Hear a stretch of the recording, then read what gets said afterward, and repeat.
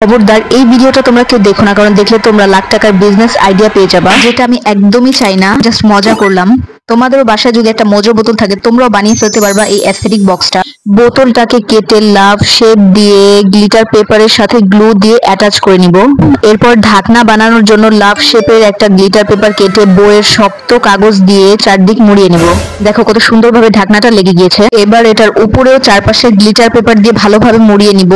বক্সটা যাতে আরো আকর্ষণীয় হয় এজন্য আমি এর নিচেও লাগিয়ে নিলাম আর উপরে কয়েকটা পার্ল দিয়ে দিলাম। এবার শুরু হবে আসল কাজ। কয়েকটা কালো পেপারকে চারকোনা করে কেটে রাউন্ড শেপ দিয়ে জিলাপির মতো করে ঘুরিয়ে ঘুরিয়ে কেটে নিব। সবগুলোকে একসাথে কাটলাম যাতে সহজে করা যায়। এরপর এগুলো দিয়ে গোলাপ বানিয়ে নিব আর একটা একটা করে পুরো বক্সে অ্যাটাচ করে দিব। তোমরা চাইলে যে কোনো রং নিতে পারো, আমি কালো নিয়েছি কারণ আমার কাছে মনে হয় যে অ্যাশ কালার এবং কালো কালার খুব ভালো যাবে।